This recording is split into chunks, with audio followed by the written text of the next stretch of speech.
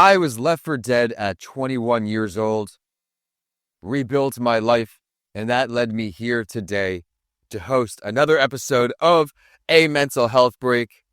That's my story.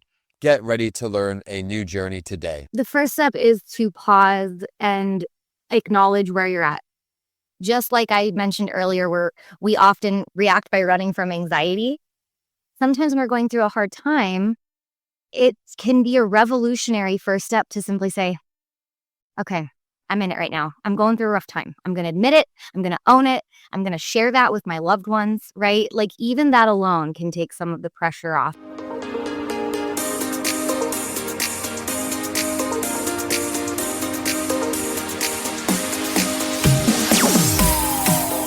We are back live for another day. You see a familiar face if you've been following my journey. Ashton, great to see you. Welcome back to A Mental Health Break. Thank you for having me, Vincent. I've been counting down the days to coming back on your show. You know, I love it. You're too kind, everyone. We have some anxiety tips, new tips coming your way. We're celebrating a new book release, 101 Mindfulness Practices to Ease Anxiety. We will kick off there in just a sec. But first, let me welcome everybody to A Mental Health Break, whether you're with us live or you're going to catch the show when it's released. Thank you very much for supporting the show and help making us a top 5% global podcast. We're continuing to grow. Thanks to courageous guests like Ashton today. Today's show is brought to you by JohnFord.com. He has a new empathy app in the App Store and his card set online. Coming Alive Podcast Production.com and TampaCW.com, led by our good friend Carlos Garcia.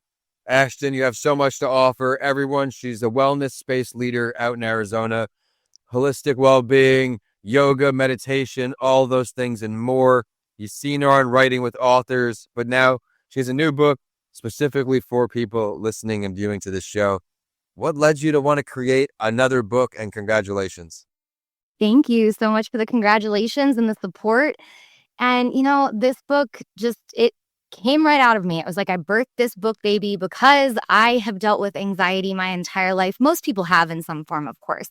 But as someone who has lived with pretty bad anxiety for many, many years, I have, over the years, of course, developed tools and techniques and learned a lot of tools and techniques that help mitigate anxiety and also better help us understand what it is, how we can work with it. Because when we hear anxiety or stress, usually we're like, oh, no, that's bad. And ultimately, though, these things are here to tell us something. These things are here like trying to protect us. We just need to understand what is going on beneath that root. So this book was my journey of delivering my favorite 101 practices to help other people through their anxiety, whether you're experiencing anxiety over a specific issue going on currently in your life, or if you're more like me, like so many people out there that are living with anxiety. I love how you're putting so much passion and effort into this. You could see her if you're streaming in today, her smile, doing it all. It's not easy to come out and share your story, and you're doing it again and again and again. You've got multiple books, and we'll touch on the other ones later. Can we get a peek at one of these tips and exercises in the book, one of these 101? I would love nothing more than to share it. Yes, thank you for that, Vincent. I love people like you that are out there kind of leading the way and creating resources and tools. And so if I can impact one of your listeners with this practice, then my work here is done. So what I feel really compelled to share with all of you today is one of the most powerful practices that completely pivoted my relationship with anxiety. And my hope is that it can do the same for you. And this in the book is a guided meditation. So I'm going to give you like the little microdose version of this meditation. So get comfortable wherever you are. You can simply listen. That's all you need to do. If you have a journal on hand and you like to do some reflection, you might feel compelled to write about this after we go through this experience. But what this guided meditation is about is inviting our anxiety to sit with us. Ooh, because oftentimes what happens with anxiety is it feels really faceless and therefore very daunting. And then our reaction, note I say reaction, it's to run. We don't want to see it. We don't want to face it. But when we instead turn around and we face it, my anxiety's over here, apparently. then it immediately disarms that initial fear. It kind of removes the daunt, if you will, and then it allows us to look at it through that lens as what are you here to tell me, as I mentioned in the beginning. So one of my best friends has a name that she gave to her fear. So anytime she feels fear, she named it Eric. And she's like, "Oh, hi, Eric. Welcome into the room with me. What are you here to tell me? How are you protecting me?" And in so doing that, it's funny, right? We're laughing because I was like, Eric, of all names. But she disarmed it. So that's what we're going to do here today. So we're going to flip the script on our anxiety. So wherever you are, take a deep breath in with me, in through your nose. Take a deep breath out. And then either close your eyes or just kind of feel into yourself for a moment and notice if you're dealing with any current anxiety. And if you're not currently, amazing, but think back to a recent time when you were. Okay, so either way, we're kind of holding that anxiety in our present. And the next step is to literally say hi to it, as if it's like Vincent and I sitting across from each other having a conversation. Be like, "Oh, hey, I see you. I acknowledge you." So do that. That first step is a very big step. So now we're no longer resisting or avoiding it. We're addressing it head on. So from here, with your eyes closed or just a nice unfocused gaze, visualize your anxiety sitting next to you. What does it look like? Is it a specific color? Does it have a texture? Maybe it has a name. Maybe the name comes to you right away, or maybe you have a name that you want to label it now. And then my next question is, does it have anything that it wants to tell you? So what is your anxiety really here to tell you?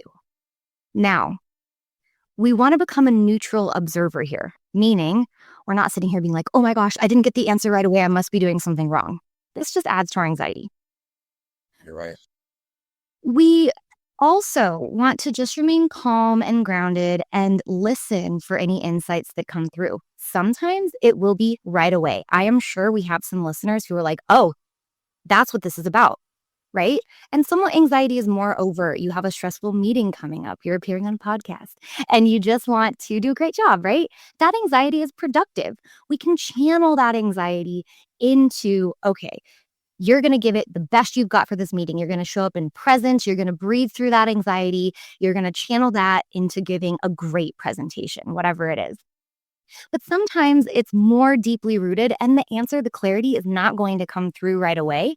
So then this is where it becomes an ongoing practice of when you're starting to feel that anxiety. For me, I feel it in my chest, kind of like butterflies and like tightness. So when you feel that coming on, you can take a pause and you can just tune in and say, "Okay, what does my anxiety look like? What does it have to say?" And you can listen. Adding on to that, one more piece that I would love to share is if you are making this an ongoing practice, because spoiler alert, if you got the clarity right away, amazing, that does happen. Most of the time for most people, it takes a little bit, especially if this is completely foreign to you. And you're like, "You want me to name my anxiety? You want me to what now?" So if that's the case, then I would love to offer you this as well. This has been profound for me personally and for many of my students and clients. This is placing a hand over your heart and a hand over your stomach, eyes opened or closed, whatever you feel comfortable with. And you say, "I love you and I'm listening."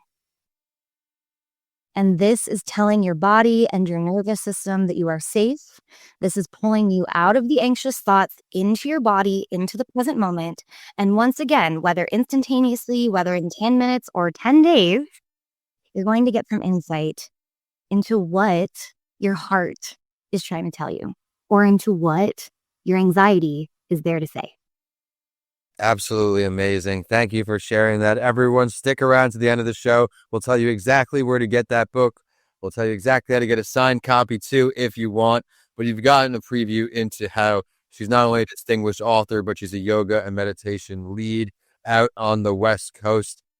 It's not the only thing you did for the mental health world. You did another book this year too. I'd love to shed some light on that. That one on personal growth. Yes. The Learn, Grow, Shift, 30 Days of Personal Growth. Yes. Talking about, yeah.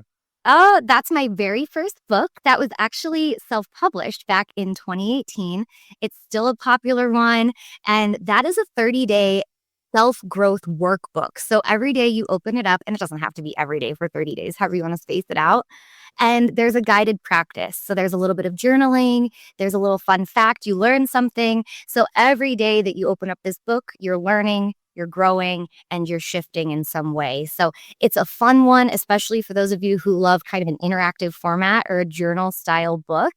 And it's kind of like my cult classic because it was my first baby. Well, thank you for shouting that one out. I love that.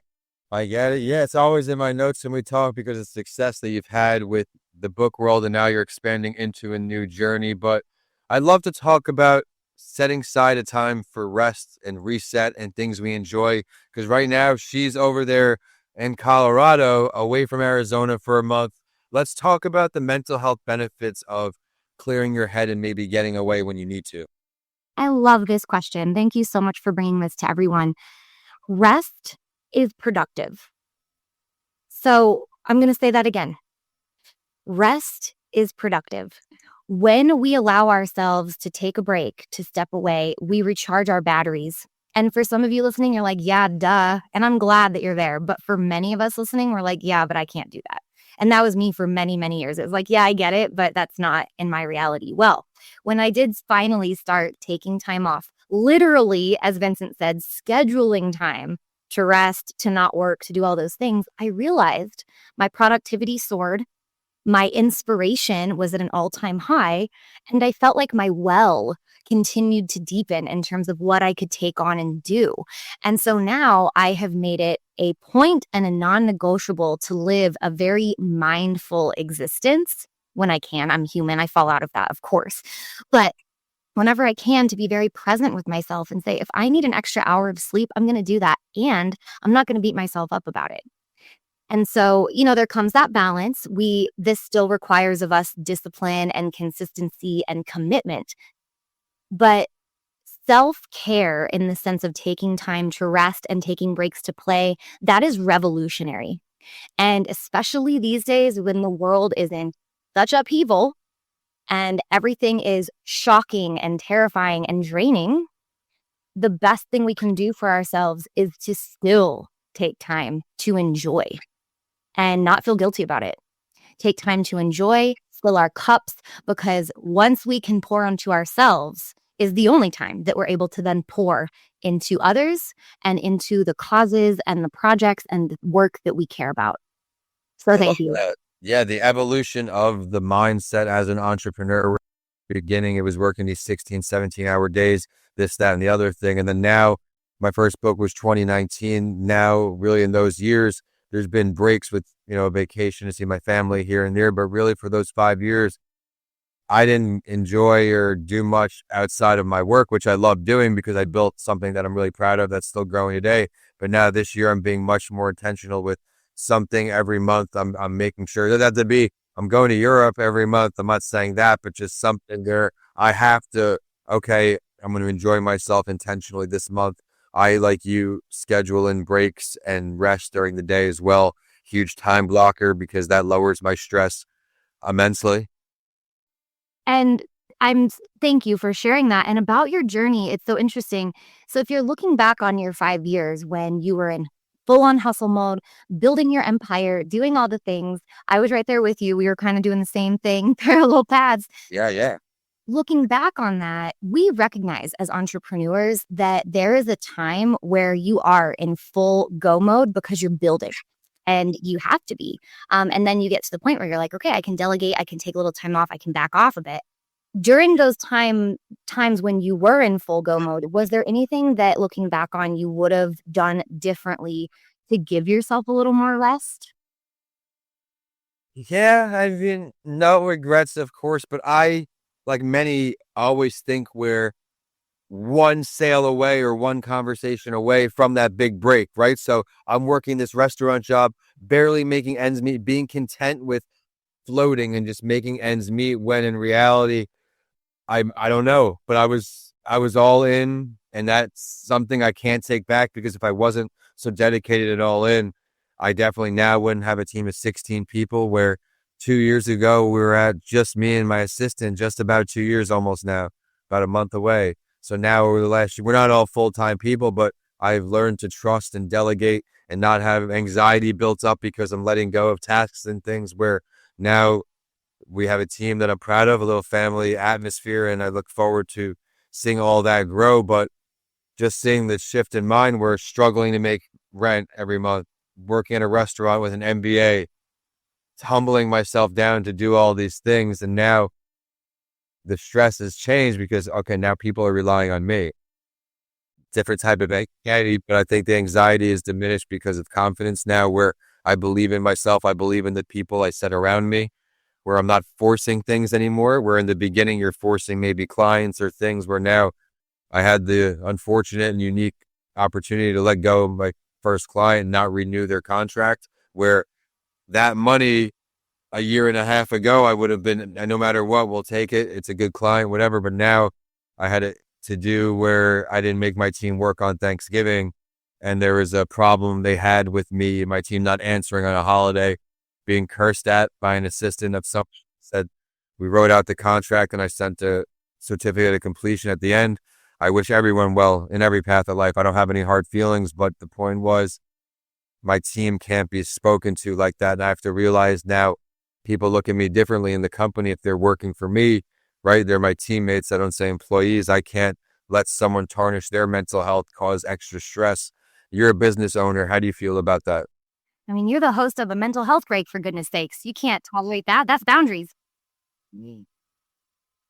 Well, thank you for sharing that, because it brings us the perfect example of if Vincent in that moment was feeling anxiety and he was doing that practice we just did, and he realized that the anxiety, the new anxiety now comes from he is leading this group of 16 team members. Amazing. Congrats, by the way. That's such a huge accomplishment.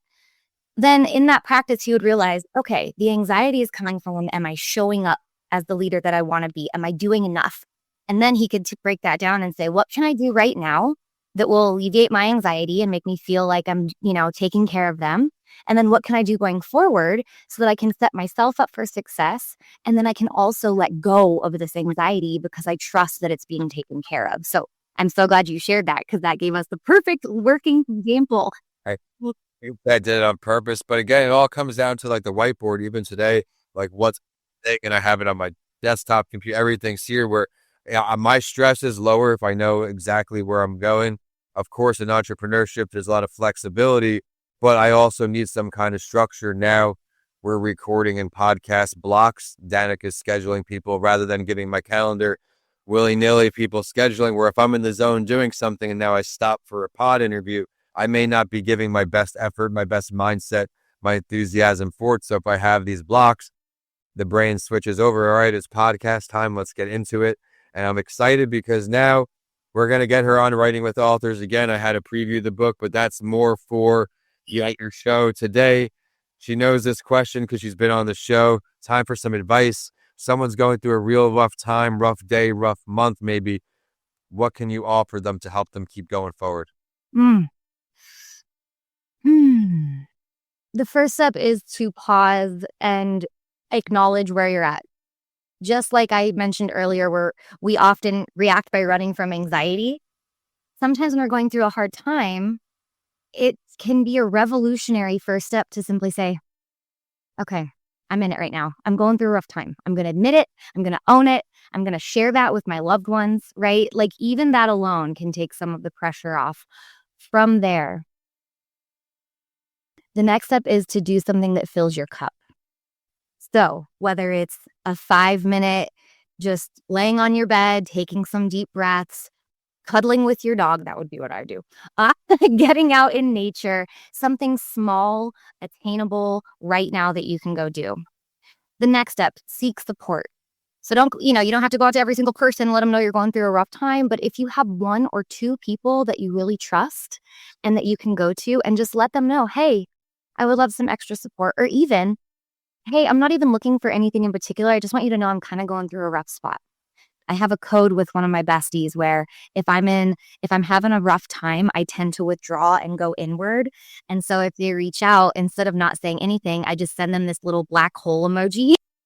There is a black hole emoji. And it's just letting them know, like, love you. I'm here. I'm just a little inward right now. So connection is key. And then I know this one might sound a little cheesy, but doing something good for someone or something else.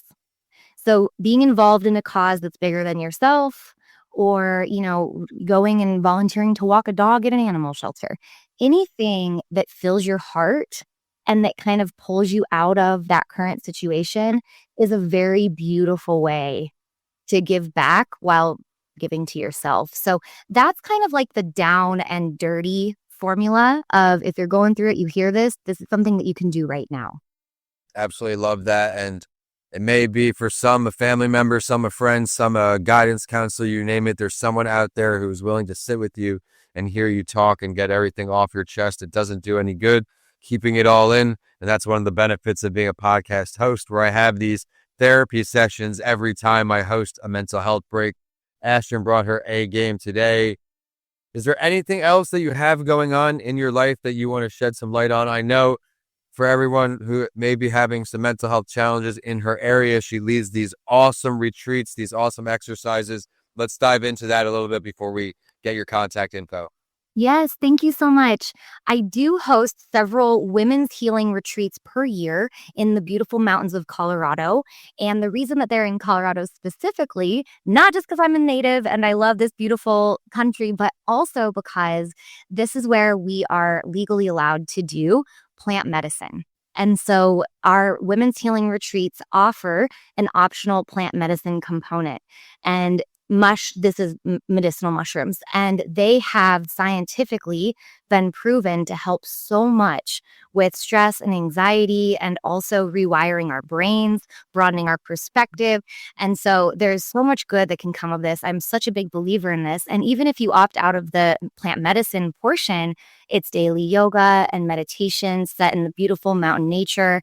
And it's a beautiful time for connection in a safe space. So thank you for letting me share about that. If any of you are feeling compelled, my next upcoming retreat is the end of April 2025. So you can check that out on my website. We got to plug it now. Where's the website? Where's the book? Where's the social? Yes, please jump onto my website. It's ashtonaugust.com. And there you will see my book, my retreats, my socials. My name is I Am Ashton August on social media. And you can find all of my books on Amazon. Vincent, if I can end with a fun fact that I recently learned that you probably already knew. I may not. Let's hear it. Okay, you tell me. I found out that pre-orders are the most important part of a book launch's success, because the amount of pre-orders are what dictates books getting on bestseller lists.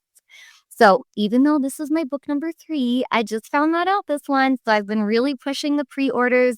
So I'm not pushing it from a place of self-promotion. It's more so from a place of, I am so passionate about these practices and I am so confident in their power that I want them to reach as many people as possible. So if you're listening and you feel compelled to pre-order, or at least check it out and share with your network, I would be of the utmost gratitude. And Vincent, did you know that fact?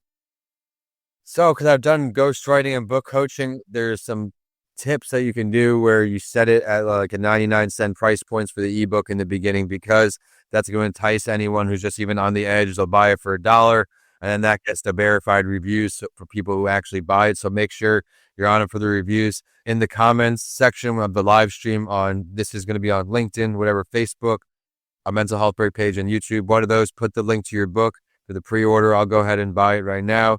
Everyone, go ahead and check out the book, check out the retreat. She's doing a lot for her communities in Arizona, Colorado.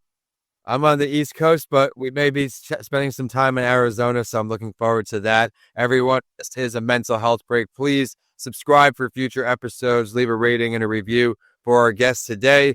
My name is Vincent A. Lancy, and I can be found at vincentalancy.com and social media at my name. Today's partners are johnford.com, new app on the Apple Store, all those stores for your empathy card set supplements. Really exciting stuff there. Tampa Counseling and Wellness at tampacw.com.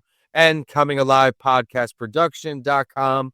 And with that, we are signing off today across the country. Ashton, great to see you. Thank you so much for having me, Vincent.